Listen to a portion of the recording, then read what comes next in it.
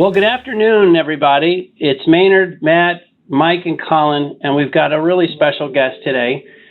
We have found one of the leading investors in energy. And I think what we all want to know is, how are energy investors thinking today? How are investors more broadly thinking? I'm talking about Todd Kantor. He's with Encompass. Encompass is one of the larger, extremely well-regarded energy-focused investment firms. And so we're just delighted to have Todd and really appreciate you, Todd, joining and letting us kick it around with you and understand what's going on out there. So welcome, Todd. Thank you for having me. Awesome. Well, okay, guys, everybody's going to be jumping in on Todd. I know we're excited to get his viewpoints on so many things. Why don't we, Mike Bradley, what's the screen looking like today, and what's on your mind, what's on the market's mind?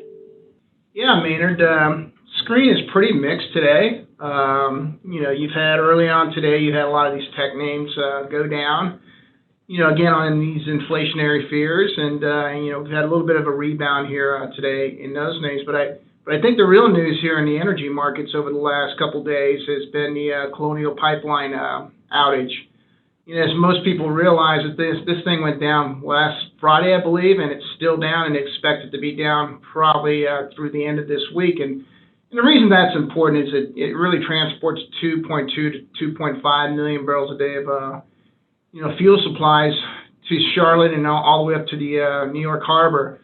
And the funny thing about it is we really haven't seen much of a reaction in MoGas prices as of yet. But what we have seen is, as you always see in these, in hurricanes or even the pandemic, is people get the news, they go out immediately, fill up their cars, every car, gasoline tanks, and then something that shouldn't be a shortage becomes a shortage overnight. And we're dealing with that now. And so, some of the things that we've seen, at least in the last couple of days, is airlines now that used to fly from, say, Charlotte to London or Charlotte to Hawaii are now stopping halfway in between because they can't take a full load of gasoline or jet fuel. So it's really starting to hit. And the really thing that's interesting here is, we're starting to see some shortages, obviously in the Southeast, Atlanta area, stuff of that nature.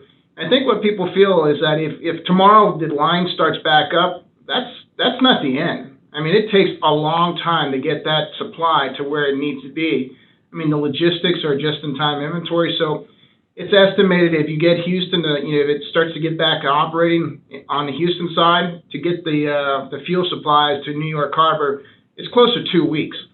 And so this is not going to go away anytime soon. It starts at the beginning of summer driving season, so that's problematic.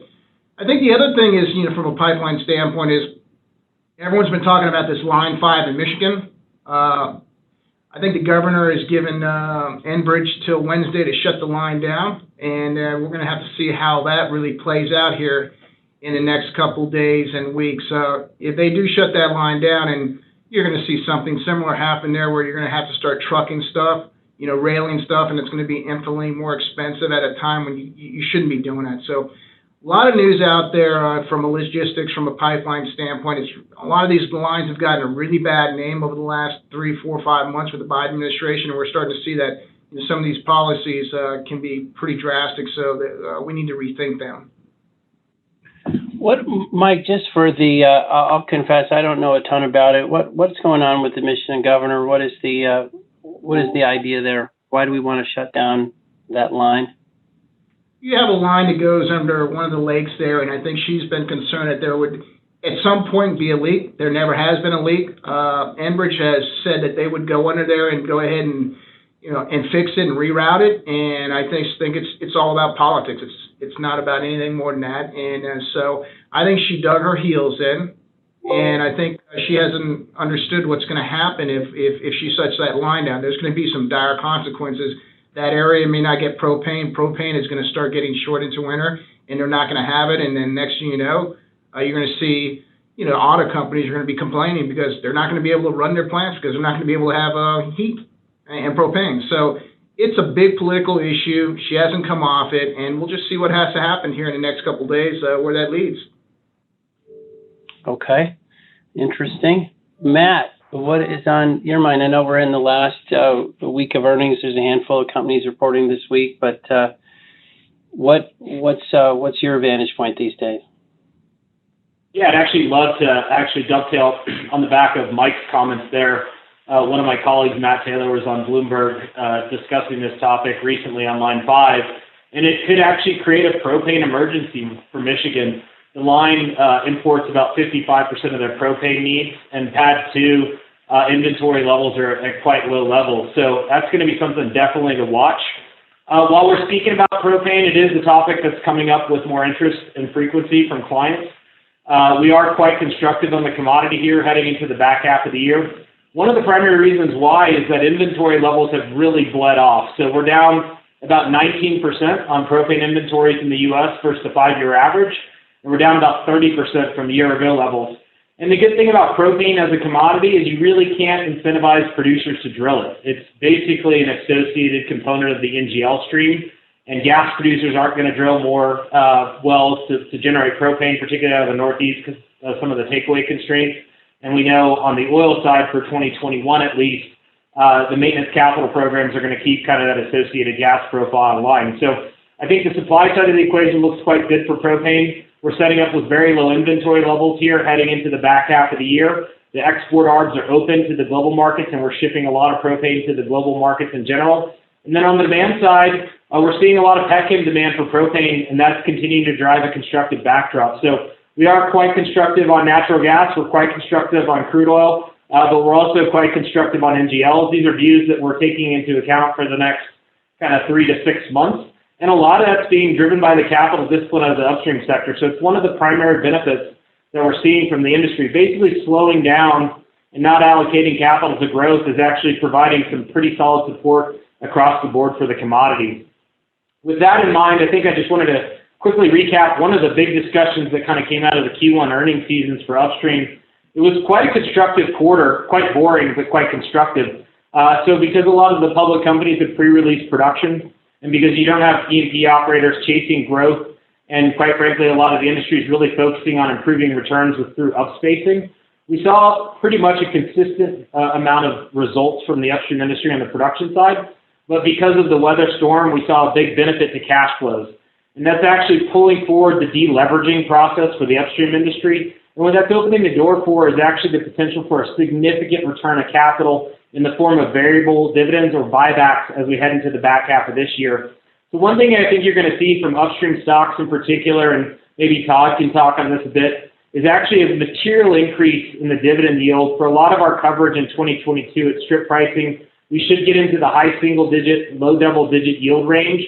That's going to make it quite attractive to value investors. I think it's going to potentially bring in yield investors, and it's going to make it a lot more expensive to short these stocks. Just the cost to carry on the short side is going to go up. Unless you have a big change in the macro environment, that yield does a lot for the industry. So it's something we're watching. It's something that's going to be flexible around free cash flow, but we're hearing more and more upstream management teams committing to putting a framework in place, which I think is going to improve the overall sentiment towards the sector and potentially continue to drive a re-rate in the equities higher, even if we do see a bit of stalling out on crude prices as we head into the back half of this year.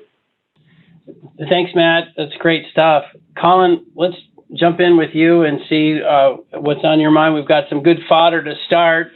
Michigan pipeline wars and looming propane shortages. I don't like the sound of any of that. What do you got going today? Well, I don't have the zombie apocalypse, but it has been an interesting weekend to be sure. Not only did we have the Colonial Pipeline shut down on Friday and then ongoing through the weekend, we had Elon Musk on Saturday Night Live, as you may know, and there was some question on whether he would support Dogecoin, this crypto that is began as a joke several years ago, but has really captured the minds of a lot of people. He called it a hustle. Now, it was all in good fun, and obviously it was just meant to be entertainment, but it's a reminder in the back of our minds that there's just insane amounts of money flow, and that not only do we have an imaginary currency here, we have one that really was meant to be entertainment and is seeing these huge moves up and down. So no surprise then that on Monday, Bill Dudley, the former president of the New York Fed, published an op-ed in Bloomberg News where he said, markets are in for an interest rate surprise. And this is something we should take very, very seriously.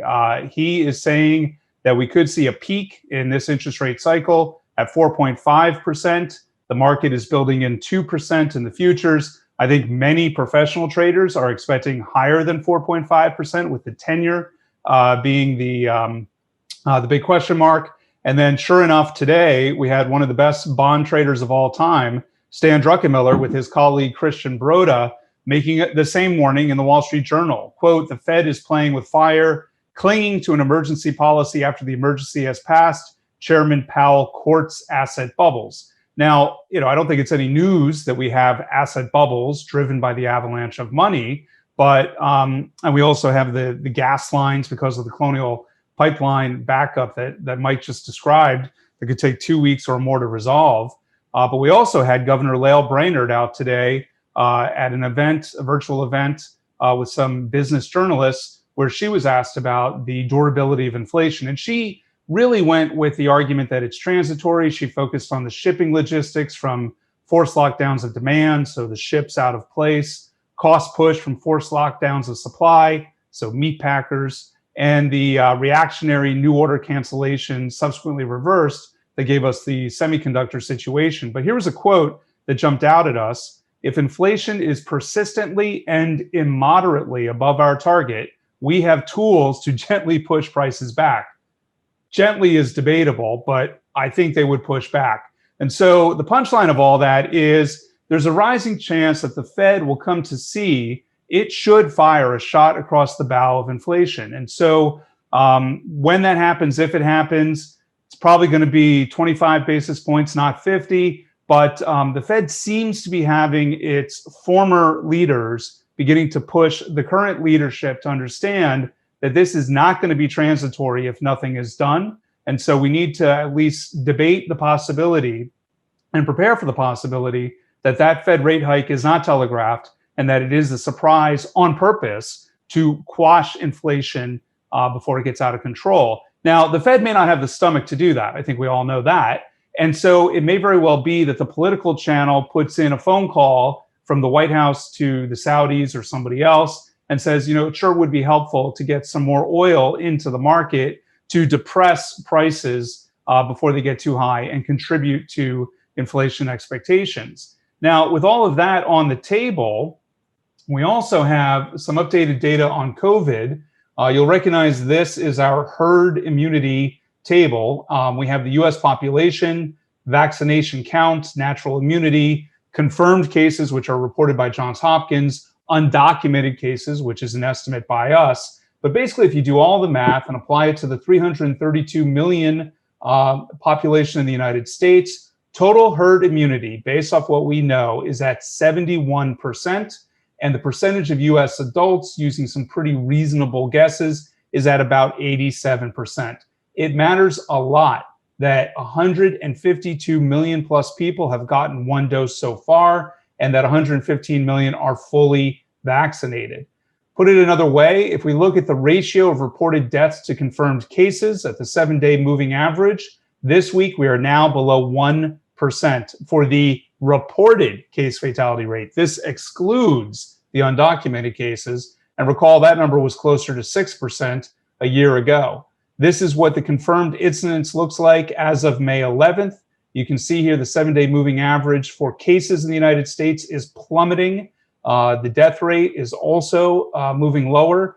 The United Kingdom on Sunday reported the first 0 deaths statistic since this all began. And while the world outside of the United States and the United Kingdom and some of the countries that are pretty far ahead, India most particularly, still have a lot of work to do, this has really given us a spurt to growth. And to Mr. Druckenmiller and Mr. Broda's point, and also a point that Mike made, on March 4th, we got back to the oil price level for WTI that had been in the system pre-COVID. In fact, the pre-COVID high in 2020 at $63.27. And so if we did have an unconstrained movement in price here to 66, 68, 70, 72, whether it's the Saudis coming in with supply or the Fed coming in with higher interest rates, I think it would be prudent to recognize that we can't keep going in one direction forever. And that's the reason we need to have some active investors helping us guide that terrain. And so with that, Maynard, I'll turn it back to you to ask Todd his thoughts on all of that. Well, that's a great lead-in, guys, and so thanks for all that. And Todd, welcome again. I jumped right in when we started with an introduction, but I want to do a little more here, just so people appreciate it. You're a founder, managing member, and portfolio manager at Encompass, and you've been doing this for 20 plus years. I think one of the fascinating things about you is when we say energy, it's all flavors, it's global. You see so much of the world's complex. You've been a good friend for a long time, and I know our team really enjoys how you think thematically about the world and get a thesis and run with it. So I just had to pause and do a slightly better intro, but welcome.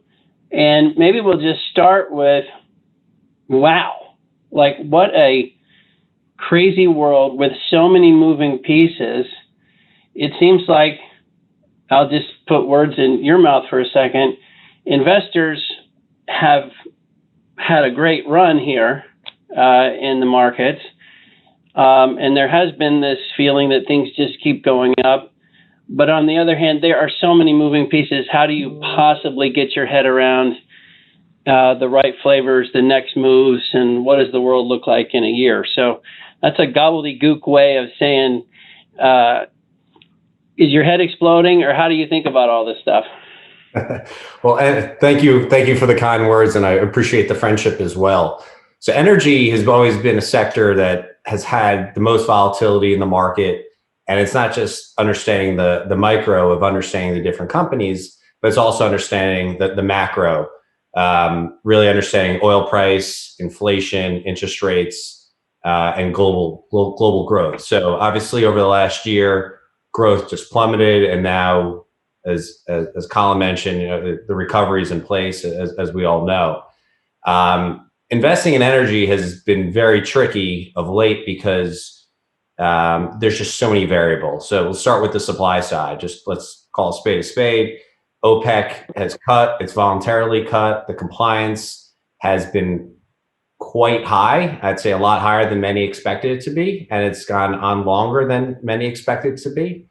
The other side of the equation, though, is it looks like a deal with Iran is going to be fairly soon. With the election in Iran in June, Biden has made it very clear he wants to get a deal done the next couple of weeks. Under Trump, Iran was not cheating. They were cheating 200,000-300,000 barrels a day. There was a week we tracked their cargoes every week, and Iran, because the great thing about oil is you can't hide it. It goes in big tankers. So we're tracking it. They exported 1.4 million barrels a day just a couple weeks ago. So Iran is going to be, they consume and produce roughly 2 million barrels a day internally. Could they be at 3.5 next year? The answer is very likely. They could have, mid threes. They could be at 4 now with the deal they did with China. So we know demand's coming back. It's very strong in the U.S. We track gasoline demand daily. We have the DOE's weekly to give everyone get to see those numbers.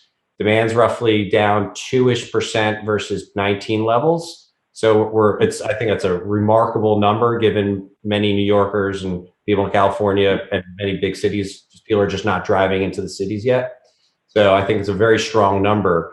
But what makes it really interesting from an energy investor perspective this time is, I'd say, from the different eras. I've been on the buy side since 2002. 2002 to 2007 was just buy everything in energy because China was booming. It was really from 2002 to really until a couple of years ago, it was energy was just one sector. Do you own the majors? Do you own the E&Ps, the services, and then even the refiners? And it was really, it wasn't that much of an alpha difference if you picked Schlumberger versus EOG. Obviously there's some difference, but it wasn't 100% difference. What's really changed in the last year or two is the alternative energy group. And so now we have stocks like solar stocks or wind stocks or fuel cell stocks or battery stocks that at times have a -1 correlation with black oil energy stocks. And also, so from an energy investor standpoint, is not just getting it right of, do I want to own EOG or Pioneer, or do I want to own the majors versus the services? It's, do I want to own renewable energy or do I want to own energy stocks? And really the biggest variable in that situation is the price of oil. So as oil is going up, the traditional energy stocks are going to rally as well, and the renewable stocks could underperform. So it's another variable that makes it really interesting, exciting, fun, and yes, to your words, stressful. So, but I love my job and I won't give it up for anything. So one thing, Todd, I think you've got a big team. I think about 14 people. How do you divide your team? How do you specialize certain people? Just how are you guys organized? And then the information consumption and distillation that you guys are doing on a daily basis must be, pretty incredible. Yeah, I think there's two parts. I mean, this is just generally speaking, running a firm. One has to have the right team, the right initiatives, morale. Just especially during COVID, everyone's working from home, so we can't micromanage everyone. So it's just making sure everyone is self-motivated. So I think that's the first thing. Once again, having a team that's been together for many years is so key, and just amazing people as well. What really differentiates an energy fund is also just the access to data and analyzing data. As you guys know at TPH, there's probably more public data in the energy sector than any other sector out there. Every public well drilled in Texas is public information. It gets updated by the operator every month. It's accurate too, so it's for tax receipts. So no one wants to lie and give false tax information. So the data is accurate. There's pipeline data. As I mentioned earlier, there's tanker data, there's rig data, so where the rigs are onshore and offshore. So what makes energy really exciting as well is energy is the backbone to the world economy. So if we're tracking gasoline demand, diesel demand, and really using data is so important. As you mentioned, having the right team is 90% of the battle. And Todd, one thing I think. Even those of us who are familiar with all the data and the fact that there is so much data, we continually are surprised at the new sources of data. Like, wow, who knew you could get that? Or, you mentioned the Iranian, daily exports. Any kind of quirky, crazy new sources of data that you're finding? I don't want you to give away trade secrets, but just what's increasingly available to investors that people are really tuning into, even, particularly maybe on the renewables or alternative side. Like, how do you track some of that activity? Anything you'd share? We're just curious. Well, obviously I'm not going to give away too much, but I would say on the renewable side, we've been spending over a year trying to figure out how we can replicate what we've been doing on the traditional energy side. So it is just like every other fund, just using data, having the right people going through it. It's once again, it's all public information. I'd say on the renewable side, there's a lot of information about demand. On the traditional energy side, there's a lot of information about supply. Maybe picking up on that theme, I'd love to hear just how you think, not specific to Encompass, but the broader energy organization, when you think about the buy side, how they're splitting their time between the traditional complex and the energy transition discussion. It seems like almost every team that we talk to on the street is spending some time in this arena, but that doesn't necessarily mean that everyone's ultimately going to invest across these subsectors like your team is doing. So I'm just curious how you think about the evolution of the buy-side business model versus where it might have been even 2 or 3 years ago. Yeah, so energy is going through a unique period for the buy side. So it's roughly traditional energy, we'll just call this 3% of the S&P. And there was a ton of alpha. Energy, some of the analysis that we've seen is energy has the most alpha of any sector, but it works two ways. There can be negative alpha and positive alpha.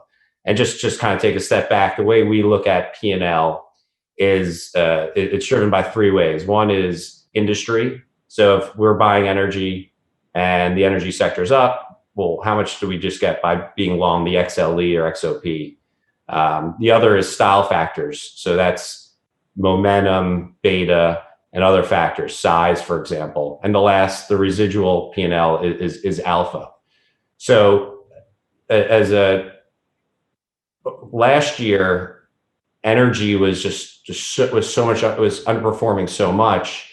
And the buy side has just really gotten kind of just really dwindled down as the S&P. It's just not a material sector in the S&P. And the renewables really were working. And the energy sector, we all know each other on the buy side. There's not many of us left. It kind of reminds me when I joined the business in 2000, there was an era in the 90s where few entered the energy space. And it feels like we're kind of in that era again where a lot of people just want to go into the green energy sector, and I understand why. So last year at one point, I was chatting with one of my buddies who works at one of the bigger mutual funds, and he was joking and goes, "I'm not an energy analyst anymore. I'm a renewables analyst." And that was just kind of the mindset. And unfortunately, there just has not been, the sector is so amazing to invest in because there's always a rate of change. So the rig count's changing for E&Ps left and right. I mean, for example, Exxon at its peak had 76 rigs, and now they have 8 operating in the US. I mean, that's an amazing drop. So the buy side is very focused on rate of change, and this whole change of style by companies over the last year, capital discipline, as Matt mentioned, is causing dividends to be able to grow next year, but the companies are not drilling as much. And so meeting with companies is just not as informative. We're not learning as much.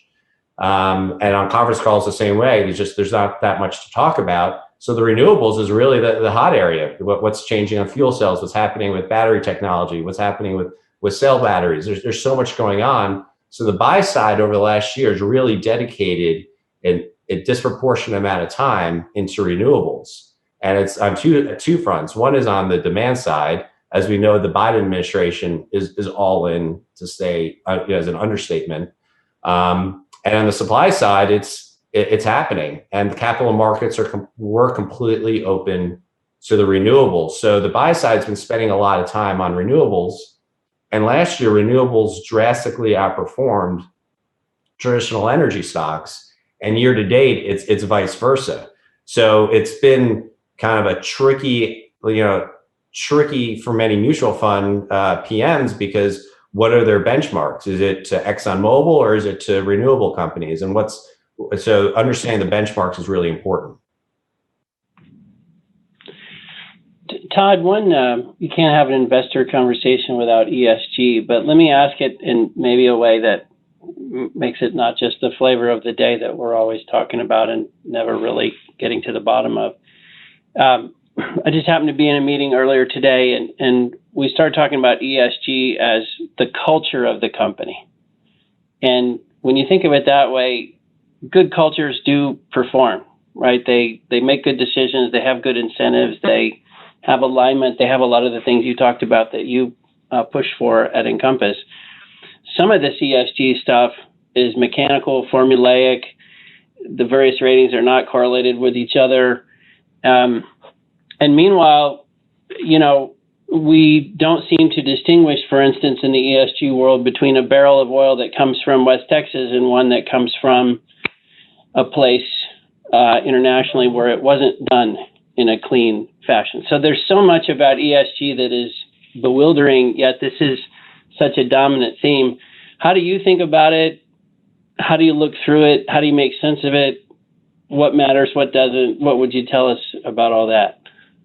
So I'm investing in energy. I've been to many producing countries over the course of my career: Albania, Nigeria, Papua New Guinea. So I've seen the supply side and really understanding the S aspect of really, going to Nigeria, seeing that firsthand. I view ESG very differently. I think the S and the G are just kind of, they're given. Obviously, you have to have governance. So there's nothing different today versus a company versus a year ago on the S or the G from my perspective. What I'm really focused on is the E. And I believe that there is an energy transition going on. And I think the the allocation of energy versus the renewables is, well, when is peak oil demand? What's the plateau going to look like, and what's the supply demand until then? So that's another conversation. But the energy transition is happening, and it's just a matter of, we're in the process. So I view as how do I invest? How should we invest as everyone as investors to get to that other side? And so I view it as it's energy transition. We have to look at mining. If one really believes in EVs, which I think many people, at this point say it's given, one has to believe that mining for copper and mining for nickel is a part of that process. And so are copper and nickel companies clean? No, but one has to pick the lesser of two evils if one believes in ESG investing. Allocators are really trying to figure out how to invest in ESG. Should it just be true ESG, or should it be energy transition of getting us to the other side? So, Todd, following up on that, what are some of the specific E metrics that you would look at? Is it water? Is it CO2 per some unit? What's your process on quantifying E? So for the E&P space, there's only a couple companies that really stand out. So it's really CCUS. So the company, I'm just going to mention just some names that fall into that category: Denbury, Oxy, Exxon, CRC is a real potential one as well. So there's only a few that really fit into where I'm kind of calling it blue oil. On the services side, there's a few companies that are trying to become more renewable oriented. I'd say the services, I think they still have a ways to go. There's more on the equipment side. But I think there's a lot of companies that have really reinvented themselves over the last, say, 12 to 18 months. And I'm just mentioning the traditional energy companies. So Valero, really refining companies, they're trying to produce biodiesel. So I give them a lot of credit for taking a refining sector into getting really RIN credit for making biodiesel. And then there's renewable gas, there's cell batteries. There's a ton of new companies emerging as well. I think the cell battery sector is probably the most exciting space out there, because the one thing I have learned in the last few months is the market is going to be very short batteries. And the Texas storms, where you all live in Texas, everyone that puts a generator into his or her house is going to probably want a battery backup. People in California, citizens of California, are going to want a battery backup. Even hydrogen trucks are going to have a battery backup. So the homes are going to have battery backups. I used to think that the battery market was really specific for the 77 million annual car sales, the EVs, but I think the market is much greater. So as an investor, which is really interesting on the E side, is there's so many new subsectors emerging in the renewable space. I'm trying to figure out which area to really focus on. So as I mentioned, there's wind, there's solar, there's renewable gas, RNG, there's cell batteries. There's so many new areas that really become an expert in. So we're really focused on the E. So one thing, Todd, we were, Colin was ticking off some of the things that happened in the last week. And we had, in the pregame, we were kicking around a couple others that just kind of hit our radar. One was Chinese population since 2010 only increased 70 million. And the reason I bring that up is a lot of times when we talk about big picture trends, we all say, well, the world is going to be adding X billion of people, and X billion of people, even if they have a modest amount of demand needs, that will drive energy consumption. So that's one question, is just like the global macro. The other one is the Secretary of Energy last week said the federal government should really be supporting nuclear more. And nuclear is something that we have fun talking about. But I'm just curious what you think about the population trends, the other technology trends, what we could be doing in 10 years that we're not talking about, just some of that big picture stuff. So I'm going to throw trivia at you, Maynard. So if you take the daily oil demand for the world and you put all that oil in barrels of oil and you put it around the equator, how many times around the equator would it go? 36.5. No, I just said something quick. I'll let the other guys guess. Okay, barrels of oil, put it around the equator. I think we're all staring blankly into the Zoom screen here. You're going to have to tell us, Todd. No one wants to embarrass himself on a podcast. I get it. So it's 1.5 times around the equator. So okay. I really don't like the analogy that the energy sector is comparable to the tobacco sector. Tobacco isn't it. You know, some people smoke, some don't. It's their choice. We all need to drive. We all need air conditioning and heat. And so for us to really go, you know, carbon neutral as, you know, an energy transition, I hope our politicians and every politician out there understands how hard it is. I mean, that's a lot of oil. It's 100 million barrels a day of demand. And we're going to continue growing. Half of the global growth going forward, and the percentage is only going to increase. It's from the plastics industry. So that's really related to global GDP growth. So to your point on Chinese population, we'll just say is flatlining. I get it, but global growth, global GDP growth is continuing to increase. So even though transportation demand is going to peak first, oil demand is going to continue to grow. My guess is through the end of the decade. You know, I can't pinpoint a year because things are changing so rapidly. But so I think it's really important because if many investors want to just throw in the towel on energy, well, we're going to need oil demand for a long time. We're going to need renewables for forever. And the reality is if we didn't have renewables, there probably would be not enough oil in the next 10, 15 years, even with the Permian growing as much as we were growing 1.5 to 2 million a day each year over year. So I think there's so many aspects of demand growth that we really don't know how we're coming out of this COVID on where demand will really shape up. The market's assuming we get to 99 million barrels a day in 4Q. We're at 100 in 2019. So the market is assuming it's just going to be a little bit of jet demand that we're down on a 2-year basis, but we'll find out.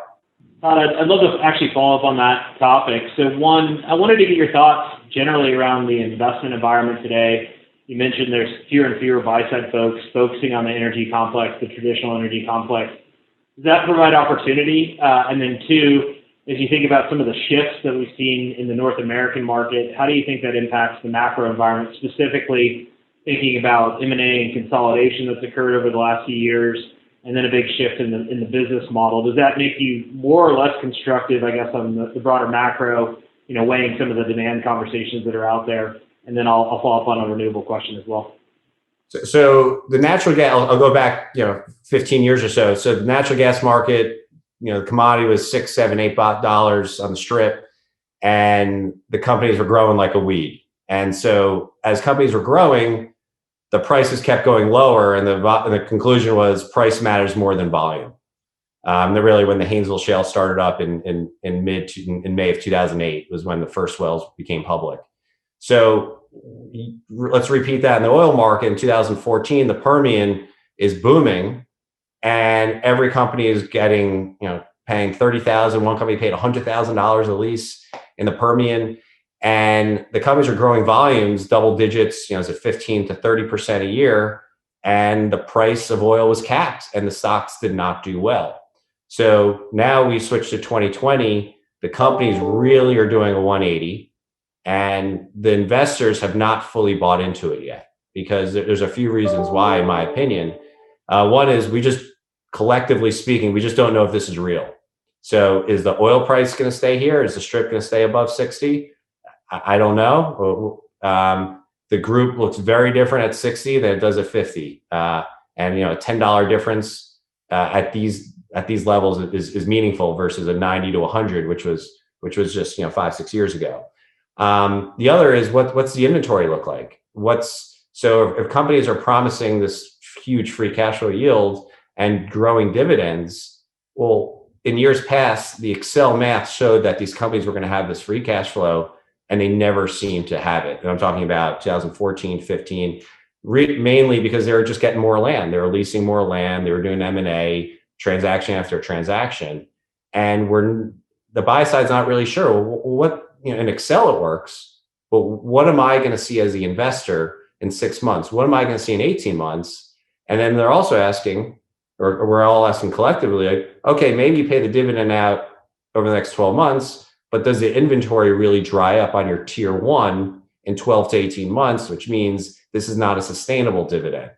So once again, it's an exciting time to invest because the companies that are able to have really cheap valuations, especially with the market valuations at where they are today, growing dividends, sustainable dividends, or buybacks, and tier one acreage that has 5 to 10 years of inventory, those will be the winners in the E&P space. Hey Todd, I've got a couple questions for you. First is sort of the natural gas. You mentioned there gas is a $6 or $7 commodity. Before then it was $10 or $12 commodity, and now we're at $2 to $3 commodity. I mean, what is without kind of letting out what your outlook is for the next couple of years, but what do you think natural gas is? We've seen a lot of consolidation here. The associated gas has really slowed down quite a bit. I mean, are you more constructive over the next couple of years of gas than you have been in the last couple of years? And what's the setup look like to you? Yeah, so the natural gas market is truly global now. Forever it was, what's the lower 48 S&D? Throw in this, what's the Canadian S&D as well? There's some import exports. The exports to Mexico were minimal. And then even going 15 years ago, we were planning to import a lot of LNG, and obviously that turned into an export market. So now to really have a firm view or strong and convincing view on the natural gas market, one really has to have a view of, well, what are Gazprom and Equinor going to look like? What's Chinese demand? Is China going to import from Gazprom? So it is and really what's global GDP? What's European inventory? So there's many more variables. And my conclusion is that the natural gas market looks a lot better today, really based on the ability of the U.S. to export. And we are exporting materially more today than we have at any point in U.S. history. And the second question I had for you is, you guys were pretty much out of the gate early with a SPAC.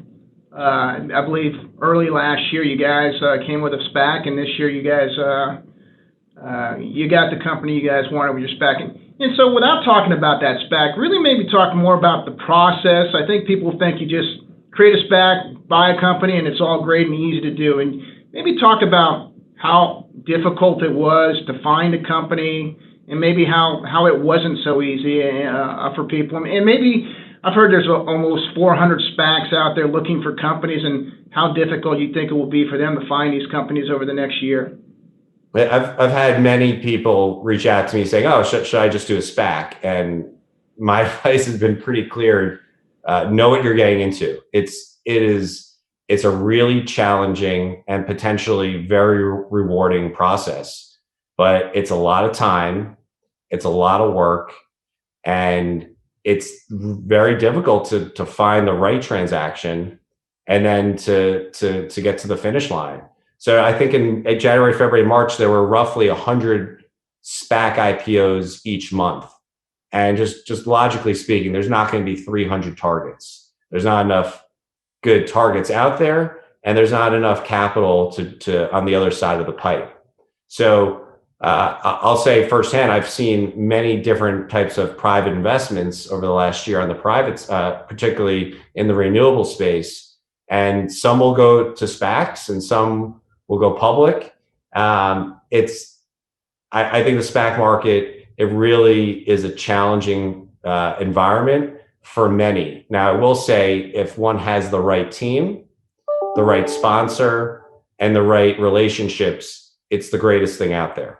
So I'd recommend it's really kind of the have and have-nots really will shine in the SPAC market. So Todd, one question on it. Well, it's kind of SPACs, but just kind of the new energy space more broadly. valuations and thinking about them, and in the classic energy world where we're probably too precise, but we've got our usual metrics and we're always looking, and we're all kind of accustomed to certain multiples and multiples of certain things. And then you have these new companies, which it's a lot like the late 90s tech world, perhaps is a good analogy, but you have all these new companies, you have markets that are still to form and technologies that are going to be proven. How do you pop back and forth between the two sides of the house, so to speak, and how are you thinking through some of these valuations that at first blush you're kind of like, I don't know exactly how that got there, but it's large and I get it, but I still don't get it. So what do you think about valuation? So there's two analogies that I could give that are comparable to the traditional energy space. So the first is the renewables is no different from traditional energy, where there's an upstream, there's a midstream, and there's a downstream. Whether it comes from hydrogen or carbon, methane, it from an investor standpoint, it's the same process. So where we source the molecule from. So I think from having a background in energy, it is helpful. The other analogy to the traditional energy space is on the technology side. It's very much comparable to when companies were getting offshore acreage, whether it's in the newer era is Guyana and Suriname, years ago Brazil or West Africa. So the market gives value on day one. The seismic gets shot, and the market gets excited. The E&P finds a partner with a major, then gets a rig, and before I know it, the stock is trading really well going into the news, and then the company call it 30-40% has success or a duster. And so it's very much the same with the analogy with some of these renewable technologies. We just don't know if they're going to work. What we've seen in energy is, there's a price for everything. Some investors are giving a lot of value day one in the analogy I gave for just having the acreage and the concept, just because the TAM is so large. So kind of going back to valuation though, what's so fun and I think there's a ton of alpha to be made in renewables is the valuation varies so drastically based on the subsector. So some companies trade on price to sales, some trade on EV to EBITDA in 2025, others on EV to EBITDA in 2027, others are evaluation next year.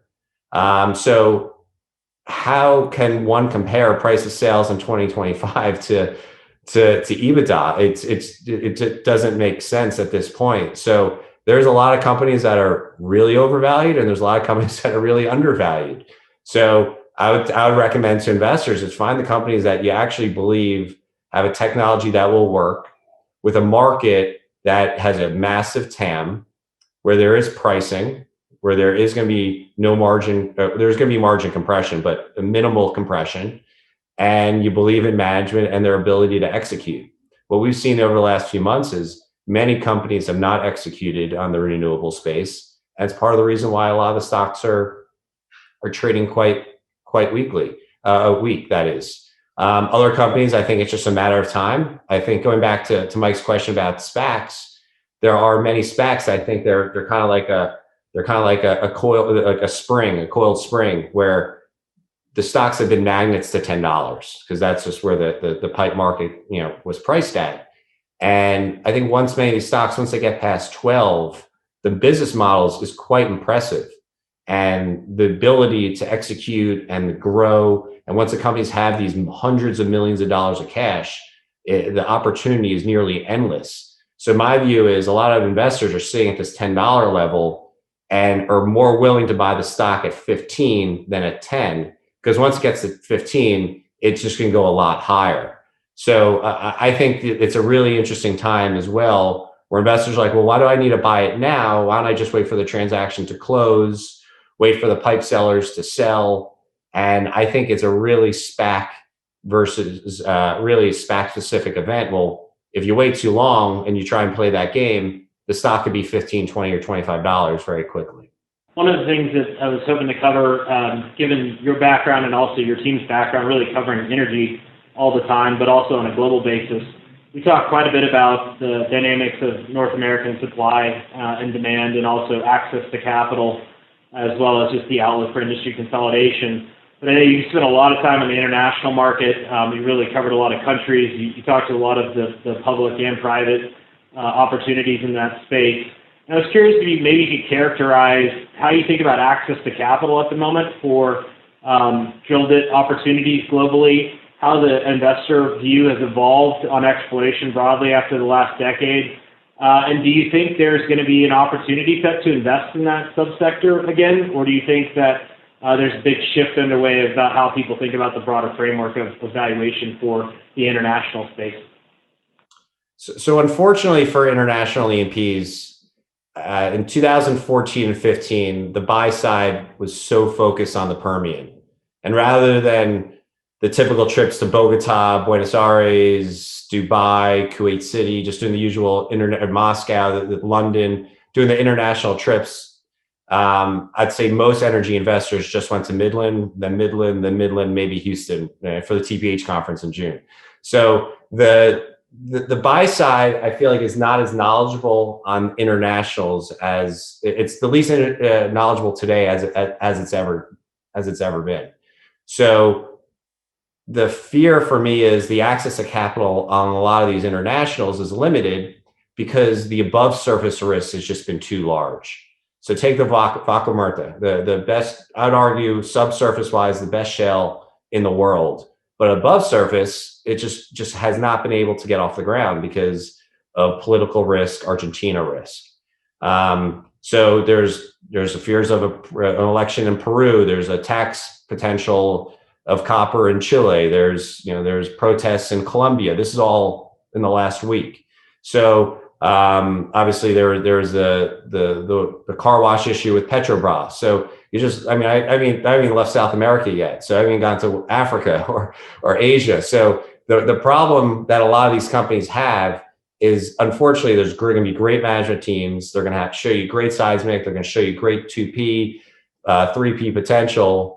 And then all of a sudden it's like, well, do you have an election next year? Who's running against whom? Tell me. And we end up spending a lot of time on the above surface risks. What's the pipeline situation? Take Mexico is probably one of the most exciting countries over the last 5 years that international E&Ps looked at, and it just has not played out as hoped for. So access to capital has been quite high in the renewable space. It's been as low can be in the E&P space. And I think it will improve once the belief of oil has a new range that's higher. Then I think money will continue to come back into the sector. So Todd, maybe as we move towards wrapping up, it's hard to let you go because I only have like 23 questions left. But one thing I think it's pretty common to run into today in the energy world is a belief that we have some OPEC oversupply, and yes, we have a Iran issue, and there's some stuff that has to be worked through. But generally speaking, we're underinvesting in oil. The world is still growing. We can't just replace it.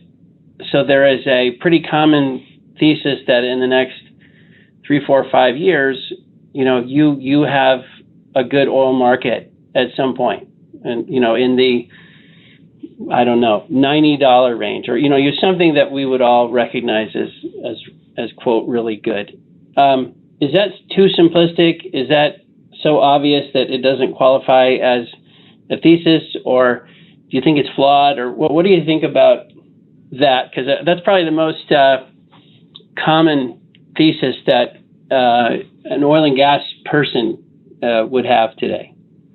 Right. So for investors in oil or in the energy sector for the last 20 years, it's always, what's the tail right event? Is there going to be war in the Middle East? What's going on? We were in Iraq for so many years.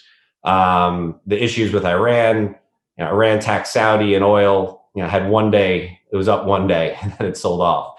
So the tail right event has not been playing out. And that's why a lot of investors left the sector. It's just like, well, I'm playing for oil 65, I'm playing for 68. Like, that's not that exciting.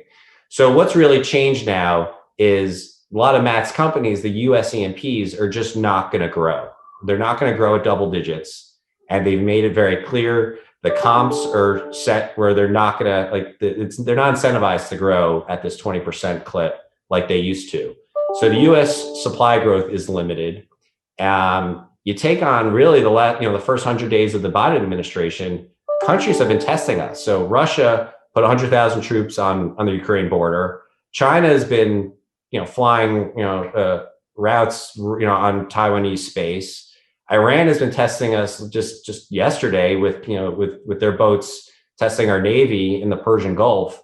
And, it's just every country is testing Biden. It is what it is. It's a new president. They're going to test them. And we haven't reacted yet to say, stop this. So is there a tail right event? I'd say for the first time. Well, yeah. I mean, I'd say for many years, there was no tail right scenario. And then we finally got the biggest one. Iran attacked Saudi's biggest oil field, and oil doesn't go up. I think if something should happen, let's say late this year or next year, once the Saudis are back up to north of 10 million barrels a day, it's going to be kind of a 180. And not to mention, Biden's administration, right out of the gate, let's talk about, his first few days, he canceled the pipeline, he stopped permits in the US, so he's not helping US supply. He called Putin a killer, and then he really called MBS a killer as well. So he's not making friends with the two leaders that could actually prevent the tail right event. So I think there's a lot of tail left and tail right events in the oil market. Well, as I say, it's very hard to let you go. Is there anything we should have talked about but didn't? I mean, I think you heard all that lead in on the Michigan governor and some of the stuff that's going on. It's frustrating where we don't seem to be having rational public policy conversations. So I'm confessing now, this is my question. Are you getting more optimistic about the public policy discussions we're having on energy, or are we just like hopelessly balled up in knots and refuse to be able to talk about this in a thoughtful way? Well, I think the administration is acknowledging that the oil industry is not the enemy.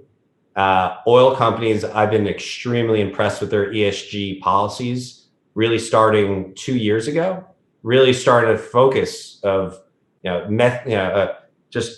leaks at the gas pipelines. Everything is now being micromanaged to say, we can't look like the bad guy. We can't have a Valdez. We can't have a Macondo. Like we are trying to provide a service and we can't do anything wrong.